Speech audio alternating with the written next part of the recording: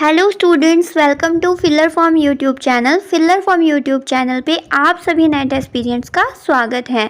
जो भी students prepare कर रहे हैं UGC net JRF 2022 paper 2 commerce के लिए, उनके लिए मैं डेली लेके आती हूँ 3 बजे क्लास कॉमर्स की, राइट, जिसमें हम डिस्कस करते हैं जो भी हमारा कॉमर्स का सिलेबस है उससे रिलेटेड कॉन्सेप्ट्स को यूनिट वाइज, राइट। तो अभी हमारी चल रही है यूनिट नंबर 4 बिजनेस फाइनेंस। आगे अगर बात करें तो जो भी क्लासेस होती है उनकी लिंक्स आपको प्रोवाइड करा दी जाती है। जो भी जो भी बना हुआ है टेलीग्राम चैनल किसका, कॉमर्स का, उसके ऊपर, और व्हाट्सएप ग्रुप्स बने हुए हैं उनके ऊपर। तो जो भी टेलीग्राम पे नहीं है ज़रूर से टेलीग्राम एप्लीकेशन को डाउनलोड कर लीजिए और फिर नीचे लेक्चर के डिस्क्रिप्शन में आपको लिंक मिल जाएगा, वहाँ से आप कॉमर्स का टेलीग्राम ग्रुप ज्वाइन कर सकते हैं, ताकि क्या हो, टाइम टू टाइम आपको सारी की सारी क्लासेस जो होती हैं उनकी लिंक्स प्रोवाइड हो जाए और जो भी नया अपडेट आता है वो भी आपको वहाँ पे मिल जाता है। ओके, साथ ही साथ जो भी नए स्टूडेंट्स हैं उनको मैं बता दूँ कि पेपर फर्स्ट की भी यहाँ पे बिल्कुल फ्री ऑफ कॉस्ट तैयारी कराई जाती है, जिसमें आपका फर्स्ट क्लास जीके की होती है, एक आपकी थ्योरी की क्लास होती है कॉन्सेप्ट की, एक एमसीक्यूज़ की होती है और एक आपकी होती है डीआई मैथ्स रीजनिंग की।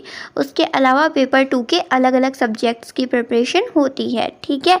तो आप अपने फ्रेंड्स के साथ, क्लासमेट्स के साथ जो भी प्रिपरेशन करना चाहते हैं जेआरएफ के लिए, सभी के साथ शेयर कर सकते हो। और जो स्टूडेंट्स प्रिपरेशन कर रहे हैं कॉमर्स सब्जेक्ट की, वो मेरी क्लास कंटिन्यू ले सकते हैं और तैयारी कर सकते हैं, ठीक है। चलिए अब आते हैं हमारे मेन टॉपिक पे। जैसे कि अभी मैंने बताया, हमारी चल रही है यूनिट नंबर 4 बिजनेस फाइनेंस, व्यवसायिक वित्त, जिसके हमने मोस्ट प्रोबेबली बहुत जो इम्पोर्टेंट चैप्टर्स हैं वो हमने कवर अप किए हैं। अब आपके 2 मेन चैप्टर्स बचे हैं जिनको हम डिस्कस करेंगे एक एक करके, ठीक है। तो आज की क्लास में हम जिस चैप्टर को स्टार्ट करने वाले हैं उसका नाम है कैपिटल बजटिंग, पूंजी बजटिंग, ठीक है। तो चलिए समझते हैं सबसे पहले क्या होता है कैपिटल बजटिंग, क्यों किया जाता है, क्या इसका इम्पोर्टेंस होती है। आज की क्लास में पूरा कैपिटल बजटिंग चैप्टर का हम बेसिक जो है वो कवर अप करने वाले हैं। फिर कल 2-3 क्लास में हम क्या करेंगे, जो भी मेथड्स है कैपिटल बजटिंग के उनको with formula and with example हम क्या करेंगे, समझते हुए चलेंगे, ठीक है। तो जल्दी से सभी ज्वाइन कर लीजिए क्लास को। फिर हम स्टार्ट करते हैं हमारा चैप्टर जो है, बोलो कौन सा, कैपिटल बजटिंग, पूंजी बजटिंग, ठीक है। चलिए हम पढ़ रहे हैं एफएम, ठीक है, फाइनेंशियल मैनेजमेंट, राइट, वित्तीय बोलो प्रबंधन, ठीक है। इसमें हमें बेसिकली 3 निर्णय लेने होते हैं, 3 डिसीजंस लेने होते हैं।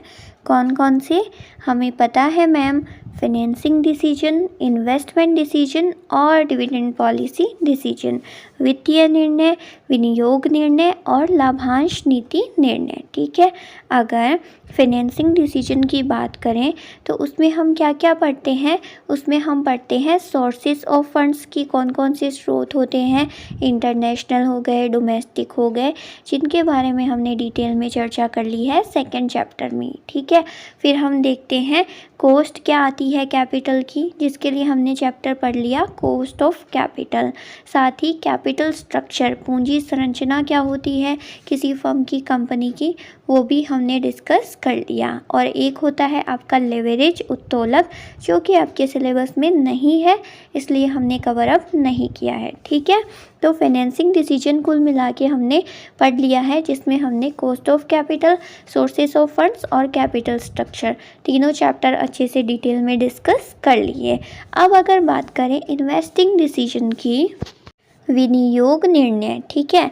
तो इन्वेस्टिंग डिसीजन में हम क्या चीज़ देखते हैं कि हमने जो पैसा जिन स्रोतों के माध्यम से हमने कलेक्ट किया है, बनाया है, ठीक है, इक्विटी के माध्यम से, डिवेंचर से, या फिर लोन लेके, या फिर बॉन्ड्स के थ्रू, है ना, उसको कहाँ पे हम लगाएं जिससे हमें क्या हो, मैक्सिमम प्रॉफिट हो, जिससे हम क्या कर सकें, हमारी कॉस्ट को रिकवर कर सके और हमें मैक्सिमम प्रॉफिट अर्न हो। ठीक है, एक फर्म, एक कंपनी यही चाहती है, तो उसको ये डिसीजन लेना होता है, ये निर्णय लेना होता है कि वो जो पूंजी उसने कलेक्ट की है, जो बनाई है, उसको अब कौन से प्रोजेक्ट में निवेश करे, कहाँ पे निवेश करे, जिससे उसकी जो रिटर्न है ना वो क्या हो, अधिकतम हो सके। ठीक है, तो ये डिसीजन दो टर्म में हम देख सकते हैं, एक तो शॉर्ट टर्म में और एक लॉन्ग टर्म में। ठीक है, अगर शॉर्ट टर्म छोटी अवधि की बात करें तो उसमें हम क्या देखते हैं कि हमें किस तरीके से जो क्या है करंट असेट्स हैं उसमें हम किस तरीके से विनियोग करें। ठीक है, तो जो चालू संपत्ति होते हैं ना उसमें निवेश करना किस में देखते हैं हम, शॉर्ट टर्म में। ठीक है, उसके लिए हम किसको पढ़ेंगे, हम पढ़ेंगे वर्किंग कैपिटल को। वर्किंग कैपिटल डिसीजन, कार्यशील पूंजी का निर्णय। ठीक है, ये चैप्टर हम पढ़ेंगे। और अब अगर बात करें लॉन्ग टर्म में, बड़ी अवधि में ये देखा जाता है लॉन्ग टर्म प्रोजेक्ट्स के बारे में और फिक्स्ड असेट में। ठीक है, कि नया प्लांट लगाना है जिससे जो 10-20 साल तक प्लांट चलेगा, जिसमें मैन्युफैक्चरिंग होगी, कोई नया प्रोजेक्ट है जिसमें पैसा लगाना है, इन्वेस्ट करना है। ठीक है, वो सभी हम किस में देखेंगे, लॉन्ग टर्म के सिचुएशन में देखेंगे, है ना। उसमें क्या देखते हैं कि किस तरीके से हम फिक्स्ड असेट में, स्थिर जो संपत्ति है उसमें निवेश करें जिससे हमें रिटर्न प्राप्त हो अधिकतम। राइट, तो इसके लिए हम जो पढ़ने वाले हैं वही है हमारा कैपिटल बजटिंग डिसीजन। ठीक है, इसी को हम बोलते हैं कैपिटल बजटिंग डिसीजन, पूंजी बजटिंग निर्णय। कि जो लॉन्ग टर्म प्रोजेक्ट्स है ना उनमें हम अगर निवेश करें या ना करें, ये जो निर्णय लिया जाता है इसी को हम बोलते हैं कैपिटल बजटिंग डिसीजन। क्लियर है? तो कैपिटल बजटिंग डिसीजन क्या होता है, बोलो। ये होता है मैम लॉन्ग टर्म, जिसमें हम ये डिसाइड करते हैं कि हमें कहाँ पे इन्वेस्ट करना चाहिए। क्या होता है ये इन्वेस्टिंग डिसीजन के अंदर हम लॉन्ग टर्म में जब ये डिसाइड करते हैं कि कौन से प्रोजेक्ट में निवेश करें या ना करें, उसी को हम बोलेंगे कैपिटल बजटिंग डिसीजन, पूंजी बजटिंग निर्णय। ठीक है, चलिए आइए थ्योरेटिकली देख लेते हैं इसको थोड़ा। पूंजी बजटिंग दो शब्दों के संयोग से बना है, 2 वर्ड से मिलके बना है, जिसका मीनिंग है, अर्थ है पूंजी व्यय की बजटिंग से। ठीक है, यानी कैपिटल पे जो एक्सपेंडिचर किया जाता है ना उसका बजट बनाने से। ठीक है, बजटिंग से अभिप्राय पूंजी व्यय के ऐसे सुविचारित आयोजन से है जिसके आधार पर भविष्य में फर्म को प्राप्त होने वाले लाभों तथा पूंजी के प्रारंभिक एवं अनुवर्ती व्ययों का तुलनात्मक विश्लेषण किया जाता है।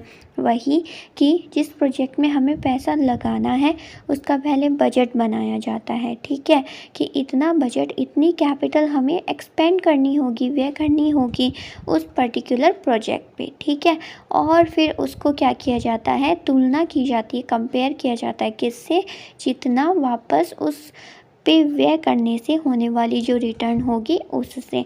अगर रिटर्न ज़्यादा होती है, लाभ होता है, तब तो हमें क्या करना चाहिए, विनियोग करना चाहिए। ये डिसीजन लेना चाहिए कि वी कैन डू इन्वेस्ट, हम कर सकते हैं इन्वेस्ट, अदरवाइज हम क्या करेंगे, उसको रिजेक्ट कर देंगे। ठीक है, आगे देखिए। यह प्रक्रिया, ये जो प्रोसेस है, पूंजी निवेश के अनेक उपलब्ध विकल्पों में से प्रबंधकों द्वारा सर्वोत्तम विकल्प के चयन को संभव और सरल बनाती है। मान लीजिए हमारे पास 2 प्रोजेक्ट्स हैं, उनमें हमें डिसाइड करना है कि कौन से प्रोजेक्ट में हम अगर पैसा लगाएंगे तो उससे जो हमें प्राप्त होने वाली रिटर्न है वो ज़्यादा होगी। ठीक है, जो अगर ए और बी प्रोजेक्ट है, अगर हम ये डिसाइड करेंगे कि हम ए में पैसा लगाएं या बी में पैसा लगाएं, ये किसके अंदर निर्धारित किया जाता है, कैपिटल बजटिंग के अंदर, पूंजी बजटिंग के अंदर। राइट, तो आई होप आपको समझ में आ गया होगा कि व्हाट इज़ कैपिटल बजटिंग। ठीक है, ये देखिए, ये ऑथर हैं चार्ल्स टी हॉर्नग्रेन। इनके अकॉर्डिंग पूंजी बजटिंग होता है, पूंजी बजटिंग प्रस्तावित पूंजी व्यय के वित्त पोषण के लिए एक दीर्घकालीन नियोजन है। मैंने बोला ना क्या है, लॉन्ग टर्म में जब हम ये निर्धारित करेंगे कि हम कहाँ पे इन्वेस्ट करें, कौन से प्रोजेक्ट में, तो वही होगी हमारी कैपिटल बजटिंग, पूंजी बजटिंग। क्लियर है सभी को? राइट। चलिए अभी आगे देखिए, बात करते हैं type of capital budgeting decision की। ठीक है, पूंजी बजटिंग निर्णय के क्या क्या प्रकार हो सकते हैं, क्या क्या प्रकार होते हैं। ठीक है, तो ये 2 पॉइंट ऑफ व्यू से हम क्या करेंगे, देखेंगे। पहला पॉइंट ऑफ व्यू क्या है, from the point of view of firms existence, यानी ऑलरेडी जब फर्म क्या है, अस्तित्व में है, तब हम किस तरीके से, किन किन प्रकारों से कैपिटल बजटिंग डिसीजन ले पाएंगे, पहले हम वो देखते हैं। ठीक है, तो इसमें फर्स्ट है न्यू यूनिट, नई इकाई। ठीक है, such as selection of plant to be installed, capacity utilization or initial stage to set up or not simultaneously the ancillary unit etc। ठीक है, कहने का मतलब आपकी फर्म ऑलरेडी एग्जिस्टेंस में है। ठीक है, अब आपको ये डिसाइड करना कि आपको एक और मैन्युफैक्चरिंग यूनिट लगानी चाहिए या नहीं लगानी चाहिए, एक और प्लांट आपको लगाना चाहिए या नहीं लगाना चाहिए। ठीक है, वो हम डिसाइड करेंगे किसमें, कैपिटल बजटिंग डिसीजन में। ठीक है, तो या तो क्या, एक तो ये प्रकार हो गया किस तरीके से कैपिटल बजटिंग की जाएगी, एक नए प्लांट का विचार करके कि नया प्लांट लगाएं या नहीं लगाएं, उससे हमारी रिटर्न आएगी या नहीं आएगी। ठीक है, अब बी पॉइंट क्या है, एग्जिस्टिंग यूनिट। मान लीजिए ऑलरेडी आपकी जो इकाई है, जो ऑलरेडी प्लांट है, उसी प्लांट में आप क्या करना चाहते हो, कुछ रिप्लेसमेंट करना चाहते हो या फिर कुछ क्या करना चाहते हो, मॉडर्नाइजेशन करना चाहते हो, तो उससे संबंधित भी आपका निर्णय कैपिटल बजटिंग में लिया जाएगा। ठीक है, इफ़ द एग्जिस्टिंग प्लांट, जो आपका अस्तित्व में ऑलरेडी प्लांट है, इज़ टू बी रिप्लेस्ड, उसको क्या किया जा रहा है, रिप्लेस किया जा रहा है, because the economic life of the plant is over, क्योंकि उस प्लांट की जो इकोनॉमिक लाइफ है वो समाप्त हो चुकी है। तो ये जो निर्णय होता है, then the decision may be known as replacement decision, इसी को हम बोलते हैं, बोलो कौन सा, रिप्लेसमेंट डिसीजन। ठीक है, प्रतिस्थापन का निर्णय हम इसे बोल सकते हैं। ठीक है, कि एक प्लांट को क्या किया जा रहा है, रिप्लेस किया जा रहा है। ओके, तो 2 टाइप हो गए, अगर न्यू यूनिट है तो नया प्लांट लगाना है या नहीं इसका निर्णय, और अगर एग्जिस्टिंग यूनिट है तो उसमें फिर रिप्लेसमेंट करना है या नहीं। ठीक है, और फिर सेकंड है, उससे पहले देखिए फर्स्ट को हिंदी में भी देख लीजिए। ठीक है, ये हैं टाइप्स किसके, पूंजी बजटिंग की परियोजनाओं के प्रकार, जिसमें पहला है आपका अन्वेषण एवं विकास परियोजनाएं। वही कि क्या मतलब, न्यू यूनिट में किस तरीके से प्लांट लगाना चाहिए। देखिए, बड़े आकार के उपक्रमों में अन्वेषण एवं विकास के लिए एक पृथक डिपार्टमेंट होता है, पृथक विभाग होता है, जिसकी वित्त पूर्ति प्राय सामान्य बजट में से की जाती है। पर कभी कभी क्या होता है, विशिष्ट परियोजनाओं के लिए अलग से डिसीजन लेने की क्या होती है, आवश्यकता प्रतीत होती है। ठीक है, इसके लिए वैज्ञानिकों की एवं विशेषज्ञों की, जो भी क्या है, जो भी स्पेशलिस्ट है, उनकी सेवाएं प्राप्त करनी होती है, अथवा यह कार्य किसी एडवाइज़र को, सलाहकार को, सेवा उपक्रम को सौंपना होता है। ठीक है, दोनों ही दशाओं में पर्याप्त पूंजी कोषों के व्यय की आवश्यकता होती है। ठीक है, तो ये पूरा अन्वेषण किया जाता है, रिसर्च की जाती है कि भाई नया प्लांट लगाएं या नहीं लगाएं। ठीक है, इसके लिए अलग अलग एडवाइज़र्स होते हैं, अलग अलग स्पेशलिस्ट होते हैं, उनसे क्या किया जाता है, डिस्कशन किया जाता है एक फर्म के द्वारा। क्लियर है। फिर सेकंड हमने क्या देखा, प्रतिस्थापन परियोजनाएं, वही कौन सी, रिप्लेसमेंट डिसीजन। ठीक है, इसमें क्या, किसी प्लांट या मशीन का जीवन काल कुछ ही वर्षों के लिए होता है। अब कोई मशीन है, उसका जीवन काल फिक्स होता है भाई कि 20 साल हो गया, 25 साल हो गया, है ना, उसके बाद वह आर्थिक रूप से बेकार या अनुपयुक्त हो जाती है। इन मशीनों का केवल निस्तारण मूल्य ही, स्क्रैप वैल्यू होती है ना, कि जो उसके पुर्जे बचे हुए होते हैं, वही उसकी वैल्यू रह जाती है ओनली। किसी संपत्ति या मशीन के उपयोग के फलस्वरूप होने वाले ह्रास का वार्षिक मूल्य ह्रास के लिए किए जाने वाले प्रावधान के रूप में प्रति वर्ष लाभ में से कम कर दिया जाता है। डेप्रिसिएशन घटाते हैं ना, वही बोल रहा है, ठीक है। तथा उस संपत्ति अथवा मशीन का अपलिखित मूल्य ही आर्थिक चिट्ठे में दर्शाया जाता है। ओके, यदि फर्म द्वारा कोई विशिष्ट ह्रास संचित कोष स्थापित किया गया है तो उस मशीन या संपत्ति के बेकार होने पर क्या सोचा जाता है कि उसको क्या किया जाए, रिप्लेस किया जाए और उसकी जगह नई मशीन लाई जाए, ठीक है। उसके प्रतिस्थापन के लिए नई मशीन या संपत्ति खरीदने के लिए धनराशि प्रबंधकों को आंतरिक स्रोतों से ही प्राप्त हो जाती है, ठीक है। उसके लिए भी डिसीजन लेना होता है कि भाई हम रिप्लेसमेंट कर रहे हैं तो जो हम मशीन खरीदेंगे, रिप्लेस करेंगे, वो अच्छी क्या देगी, क्वालिटी से हमारे को प्रोडक्शन देगी या नहीं देगी, जिससे अच्छा रिटर्न मिलेगा या नहीं मिलेगा, कॉस्ट जितनी आएगी उससे ज़्यादा रिटर्न आएगा या नहीं आएगा। ये सारे जो डिसीजंस हैं वो जब हम रिप्लेसमेंट करते हैं, जो प्रतिस्थापन परियोजनाएं बनाते हैं, उनमें डिसाइड किया जाता है, ठीक है। इसके अलावा कुछ और भी टाइप्स हैं, जैसे बाजार सर्वेक्षण और विक्रय अभियान परियोजनाएं, ठीक है। तो मेन जो है वो मैं आपके साथ डिटेल में डिस्कस कर रही हूँ, ठीक है। आगे देखिए, एक पॉइंट ऑफ व्यू हमने देख लिया, अब दूसरा पॉइंट ऑफ व्यू देखते हैं, जब क्या from the point of view of decision situation, ठीक है, जो निर्धारण की स्थिति रहती है उसके अकॉर्डिंग, ठीक है। तो पहला है म्यूचुअल एक्सक्लूसिव डिसीजन। अब ये क्या होता है कि 2 और more alternative proposals are said to be mutually exclusive when acceptance of one alternative results in automatic rejection of all other proposals। अब मान लीजिए आपके पास बहुत सारी प्रपोजल्स हैं A B C, ठीक है। उनमें से अगर आपने C को सिलेक्ट कर लिया तो अब बताओ A और B अपने आप रिजेक्ट हो गए या नहीं हो गए, ठीक है। तो ये क्या हो गया, म्यूचुअल एक्सक्लूसिव डिसीजन है कि कई प्रपोजल्स होते हैं जिनमें से हम डिसाइड करके एक प्रपोज़ल को जब एक्सेप्ट करते हैं तो बाकी सारे जो प्रपोजल्स होते हैं वो अपने आप क्या हो जाते हैं, वो अपने आप ही रिजेक्ट हो जाते हैं, ठीक है। फिर दूसरा है एक्सेप्ट रिजेक्ट डिसीजन। अब ये क्या है, when a proposal is independently accepted और rejected without regard to any other alternative proposal. यानी एक ही प्रोजेक्ट है, उसी के बारे में आपको सोचना है। एक तो क्या है, आपके पास ABC बहुत सारे अल्टरनेटिव हैं, उसमें से आपको डिसाइड करना है कौन सबसे ज़्यादा रिटर्न दे रहा है जिसको हम एक्सेप्ट करेंगे, ठीक है। C को अगर एक्सेप्ट कर लिया तो A और B क्या हो गए, रिजेक्ट हो गए, ठीक है। ये तो हो गया म्यूचुअली। और एक है कि आपका एक ही प्रोजेक्ट है, एक ही प्रपोजल है, उसी को आपको देखना है कि अगर हमें फ़ायदा होगा तो हम एक्सेप्ट करेंगे, अदरवाइज हम रिजेक्ट कर देंगे, ठीक है। उसको हम बोलेंगे एक्सेप्ट रिजेक्ट डिसीजन, ठीक है। तो ध्यान में रखिएगा, ये सारे पॉइंट्स हैं किसके प्रकार हैं, कैपिटल बजटिंग के, ठीक है। अब देखिए आगे, every firm has only limited funds. अब देखिए, एक ये भी स्थिति होती है जिसके अकॉर्डिंग एक फर्म को डिसाइड करना होता है कि कहाँ पे इन्वेस्ट करें। तो वो क्या है कि जो हर एक फर्म है उसके पास क्या होते हैं, लिमिटेड फंड होता है, सीमित कोष होता है available, and these funds are to be invested.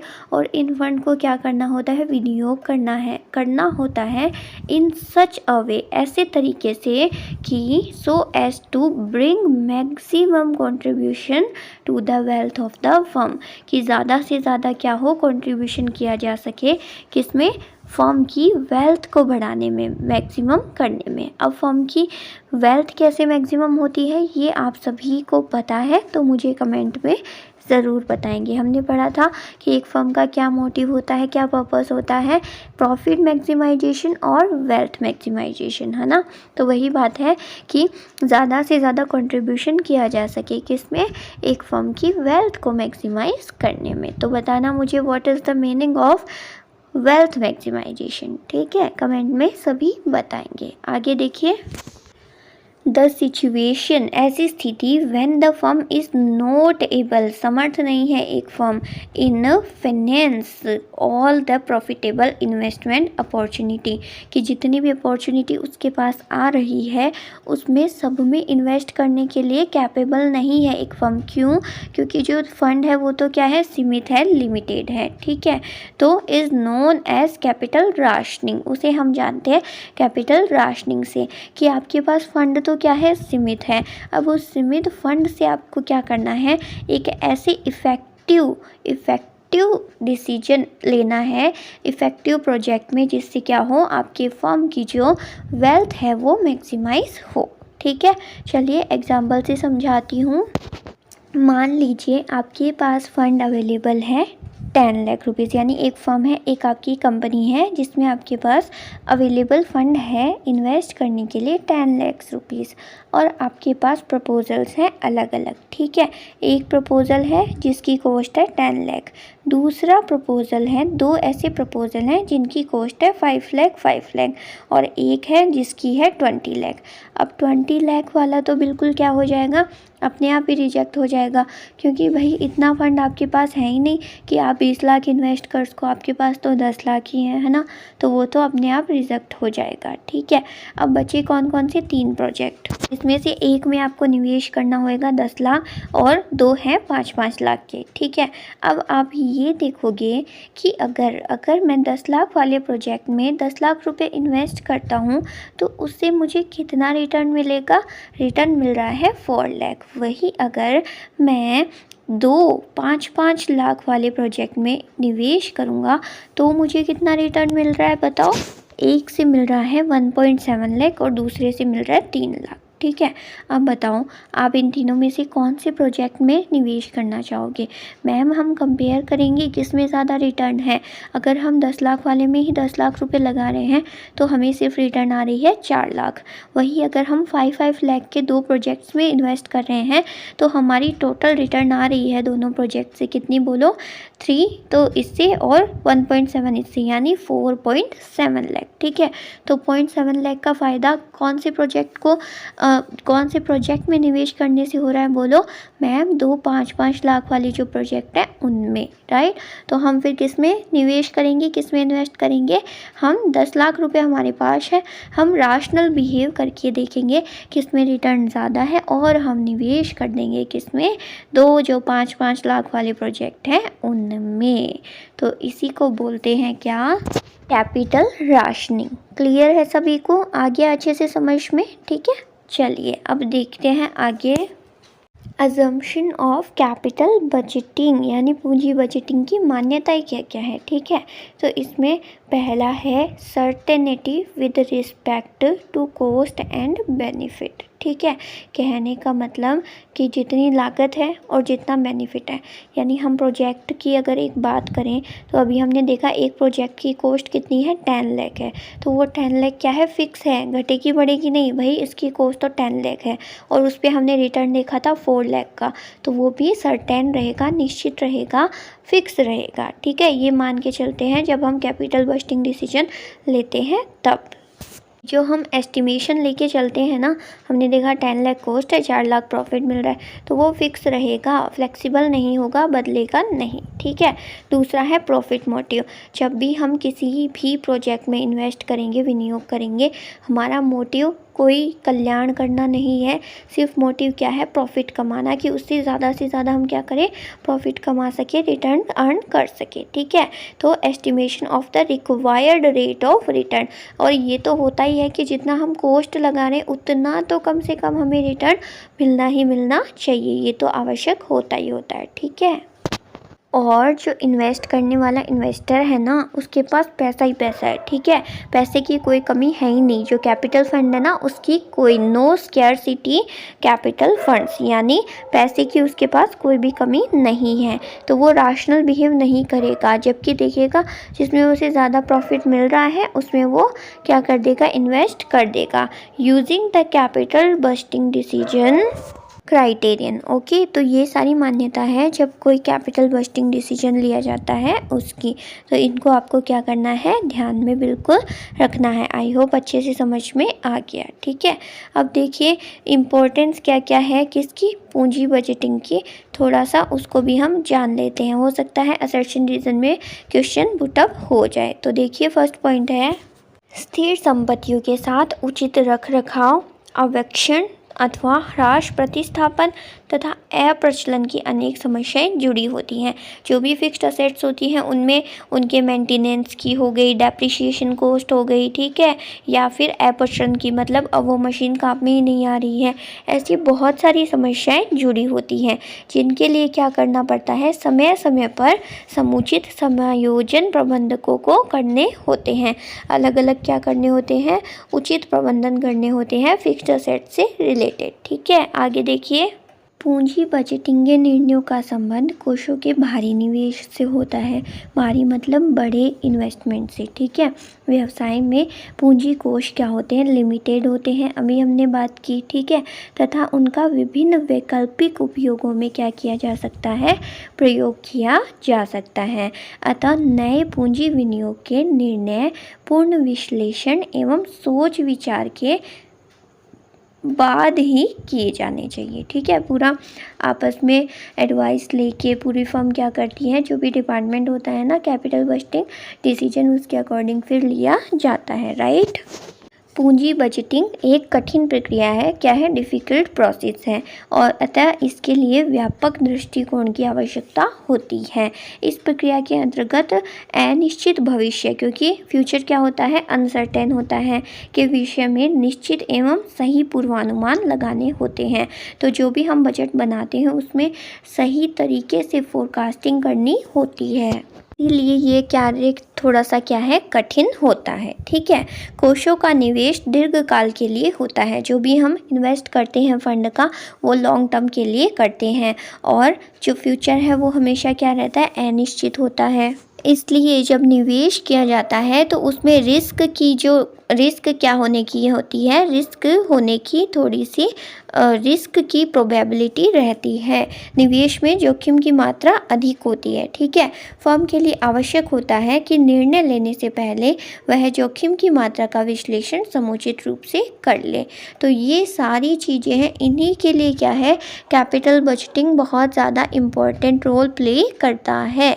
जो हम कैपिटल बजटिंग के माध्यम से डिसीजन लेते हैं अलग अलग मेथड्स के माध्यम से, तो वो डिसाइड करते हैं कि कौन से प्रोजेक्ट में इन्वेस्ट करने पे कितना रिटर्न मिलेगा, कितना कॉस्ट आएगी, कितना हमें बेनिफिट होगा। ठीक है, तो ये इम्पोर्टेंस है कैपिटल बजटिंग का। ओके ना, तो आज की क्लास में हमने बेसिकली समझ लिया है कि क्या होता है कैपिटल बजटिंग, क्या इम्पोर्टेंस होती है, क्या अजम्पशंस होती है, और क्यों हम करते हैं कैपिटल बजटिंग डिसीजन। ठीक है, आई होप सभी को बेसिकली अच्छे से बेसिक कॉन्सेप्ट समझ में आ गया है। राइट, तो आज की क्लास में इतना ही। कल की क्लास में हम डिस्कस करेंगे कि कौन कौन से तरीक़ों से क्या किया जा सकता है, ऐसी कौन सी टेक्निक्स हैं जिनके माध्यम से पूंजी बजटिंग का निर्णय लिया जा सकता है। उनके बारे में हम डिटेल में एक एक को विद फॉर्मूला हम क्या करेंगे, डिटेल में समझेंगे। ठीक है,